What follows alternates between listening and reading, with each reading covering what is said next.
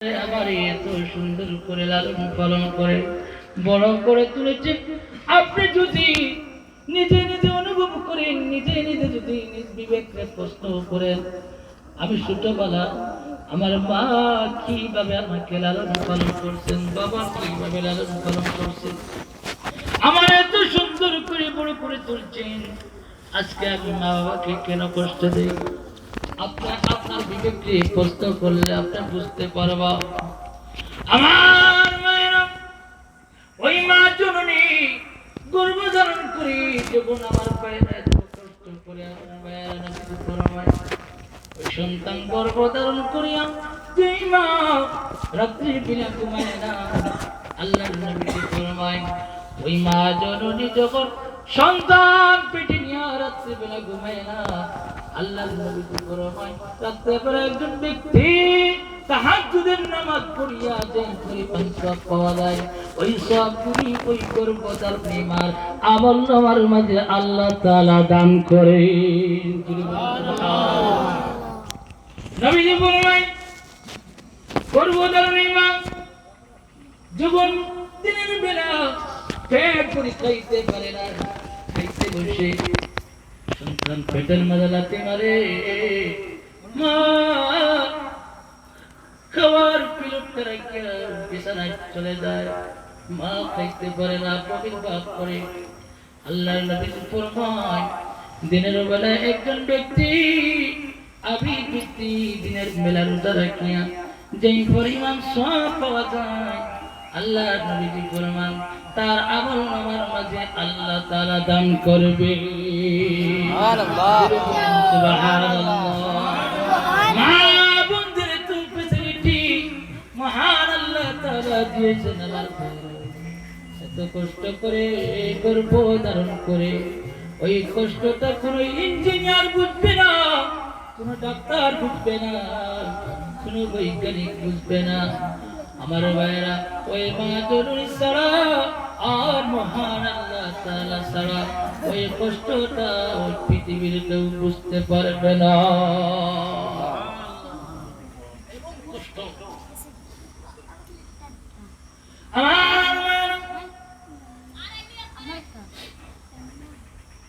ওই মা যদি সন্তানের উপর যদি বদদুয়া দিয়ে দেয়, আমার ভাইরা, আর বাবা যদি সন্তানের উপর নেক দোয়া দেয়, আমার ভাইরা, ওই দোয়া আল্লাহর কাছে কবুল হবে, কবুল হবে, কবুল হবে। আমার ভাইরা, তিন গুলো মানুষের দোয়া কবুল হয়। এক গুলো মানুষ হলো মা বাবা, আরেক গুলো মানুষ হলো মুসাফির, আর এক গুলো মানুষ হলো মুসলিম। মা বাবা দোয়া করতে দেরি কই আল্লাহর কাছে কবুল হইতে দেরি হয় না। কিতাবের মাঝে এমন একটি ঘটনা পাওয়া যায়, আমার ভাইরা, হযরতে জুরাইজ রাদিয়াল্লাহু তাআলা আনহু ওই পরিমাণ আল্লাহ নবী জঙ্গলের ভিতরে আমার ভাইরা আল্লাহর জিকিরে মশগুল থাকেন, নামাজের মাঝে মশগুল থাকেন। জুরাইদের মার কানের মাঝে আওয়াজ চলে আসলো, হযরত জুরাইদ রাদিয়াল্লাহু তাআলা আনহুর মা বিদ্যমান কানের মাঝে সংবাদটা পাওয়ার পরে ওই মা জননী খুঁজতে খুঁজতে আরম্ভ করলেন। আমার ভাইরা খুঁজতে খুঁজতে গিয়ে দেখেন জঙ্গলার মধ্যে হযরত জুরাইদ রাদিয়াল্লাহু তাআলা আনহু নামাজের অবস্থায় আছেন। জুরাইদের মা ডাক দিলেন, জুরাইদ। জুরাইদ তো ডাকের সাড়া দেয় না। জুরাইদের মা বারবার ডাক দেয়, কিন্তু জুরাইদ তো ডাকের সাড়া দেয় না। আমার ভাইরা, জুরাইদের মাসআলা জানা নাই, গভীর মনোযোগ দিয়ে শুনেন আমার ভাইরা। যদি জুরাইদের মাসআলা যদি জানা থাকতো, তাহলে নফল নামাজ ছেড়ে মার ডাকের সাড়া দিত। নফল নামাজ ছাড়িয়া মার ডাকের সাড়া দিত। আন্দাজ করছই? যদি মাসআলা যদি জানা থাকতো তে এই নফল নামাজও যেন মায় ডাক্তারা জুরাই যে মনে মনে ধারণা করতেছেন আমি নামাজ শেষ করে জবাব দিব, আমি নামাজ শেষ করিয়া মার জবাব দিব, আমি ডাকের ছড়া দিব। যদি মাসআলা যদি জানা থাকতো নামাজ লগে লগে ছাড়িয়া মার ডাকের ছড়া দেওয়া কিতা ওয়াজিব। জোরে বলেন কিতা ওয়াজিব। ওই জুনাইদের মা ডাকতে ডাকতে জুনাইদ তু ডাকের ছড়া দেয় না। আমার ভাইয়েরা দেখেন বিদ্যমার কিভাবে বদ্ধ আল্লাহর কাছে কবুল হয়ে যায়। বিদ্যমা ডাকতে ডাকতে কিন্তু জুনাইদ তু ডাকের ছড়া দেয় না। আল্লাহর কাছে দুনো হাত উঠাইলেন, হাত উঠাইয়া আল্লাহর কাছে ডাক দিলেন, আল্লাহ গো মাবুদ, ও গো আল্লাহ, আমার সন্তান আমার ডাকের সাড়া দেয় না। তো আল্লাহ আমার সন্তান বারবার ডাকতেছে কিন্তু আমার সন্তান আবার ডাকের সাড়া দেয় না। ডাকের আওয়াজ শুনিয়া কিন্তু না শোনার ভাব করে।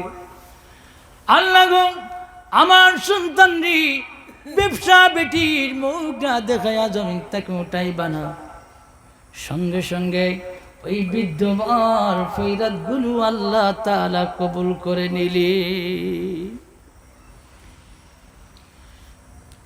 আমার মায়েরা কিছু সময় পরে শোনা যায় ওই যে জুনাইদ প্রতিদিন শত শত মানুষ জুনাইদের কাছে চলে আসে। আমার ভাইয়েরা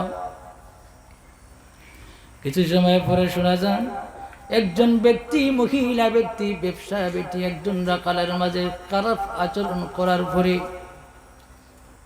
পেটে সন্তান জন্ম হয়েছে, গর্ভধারণ করেছেন। আবার ভাইয়েরা ওই রাখাল ব্যক্তি আর ওই ব্যবসা বেটি আলোচনা করলেন কি করা যায়। ওই জায়গার মাঝে একজন আল্লাহর ওলি প্রতিদিন শত শত মানুষ চলে আসে। তুমি বাদশার কাছে যাও, গিয়ে বলবা ওই বাচ্চাটা, পেটের বাচ্চাটা, ওই যে ওলি হযরত জুরাইদ রাদিয়াল্লাহু তাআলা আনহুর বাচ্চাটা তুমি বিচার দাও। ওই সময় কেন হযরত জুরাইদ রাদিয়াল্লাহু তাআলা আনহু আমার ভাইয়ের আনহুর খুফে তকমতটা চলে গেল। পরামর্শ করিয়া বাদশার কাছে আবার ভাইয়েরা বিচার দেওয়া হলো। বাদশা বলল এখন বিচার করা যাবে না, তোমার সন্তান জন্ম গ্রহণ করার পরে তুমি আবার কাছে আসবা, আর ওই অলিকে ওই জুরাইদ রাদিয়াল্লাহু তাআলা আনহুকে জেলখানায় আবদ্ধ করে রাখবো। আমার ভাইয়েরা ওই বৃদ্ধ মহিলার মার বুদ্ধ আল্লাহর কাছে কবুল হয়ে গেল। বাদশা হযরত জুরাইদ রাদিয়াল্লাহু তাআলা আনহুকে আমার ভাইয়েরা ওই জেলখানার মাঝে আবদ্ধ করে রাখলেন। রাখার পরে আমার ভাইয়েরা হযরত জুরাইদ চক্ষুর পানি ফলায় আর কান্দে, চক্ষুর পানি ফলায় আর কান্দে। আল্লাহর কাছে ফরিয়াদ করি, মালিক ও গো আল্লাহ, ও গো আল্লাহ, আমি কি ভুল করেছি, কি অন্যায় করেছি গো আল্লাহ। আমার তো মনে নাই কোনোদিন আমি অন্যায় করেছি। আল্লাহ গো জানি না খুন ভুলের কারণে আমার এই অবস্থা। আমার মেয়েরা আল্লাহর ওলিদের কাছে মহান আল্লাহ তাআলা ইলহামের মারফতে জানাইয়া দেয়, নবীদের কাছে ওহী পাঠান, আর আল্লাহর ওলি যারা আছেন তাদের কাছে মহান আল্লাহ তাআলা ইলহাম পাঠায়। ইলহামের মারফতে জানাইয়া দেন, রে জুরাইদ তুমি কোনো অন্যায় করো নাই, ভুল করো নাই, কিন্তু একটা ভুল আছে। তুমি তোমার মা বাবার সাথে, মা যখন তোমার ডাক দিল, মা ডাকেন তুমি সাড়া দিচ্ছ না। ওই মা তুমি বদুয়া করেছি, আমি আল্লাহ তাআলা মঞ্জুর করেছি, যার কারণে আমি আল্লাহ তাআলা তোমার উপর নারাজ হয়ে গেছি। তুমি তাড়াতাড়ি তোমার মার কদমে ধরিয়া তুমি ক্ষমা চাও। তোমার মা যদি তোমার ক্ষমা করে দেয়, আমি মহান আল্লাহ তাআলা ক্ষমা করে দিব।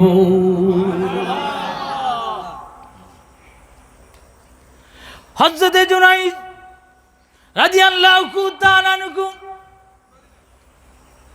চক্ষুর পানি ছেড়ে কান্দে।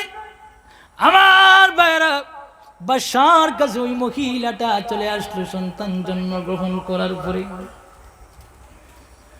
একদিনের বাচ্চা, ওই বাচ্চাটা নিয়ে বাদশার কাছে চলে আসলো। আসার পরে বলল, বাদশা, আমার সন্তান তো গতকালকে জন্মগ্রহণ করেছে, আমার বিচারটা করো।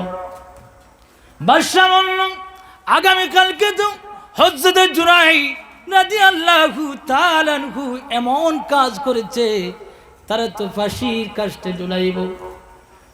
ওই জুনাইদের কানের মাঝে সংবাদটা পৌঁছাইল। জুনাইদ চক্ষুর পানি ফলায় আর কান্দি, আমি কি ভুল করেছি, কি অন্যায় করেছি, আগামীকালকে আমার তো ফাঁসির কাস্টে ঝুলানো হবে। বাদশা বলল, জুনাইদ, তুমি তোমার কোনো চাহিদা আসেনি, তুমি খুলে বলো।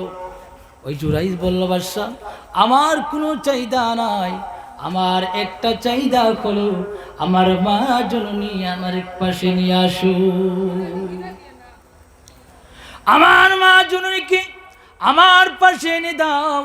ওই চাহিদা হলো আমার মার কদমে ধরে আমি ক্ষমা চাইব।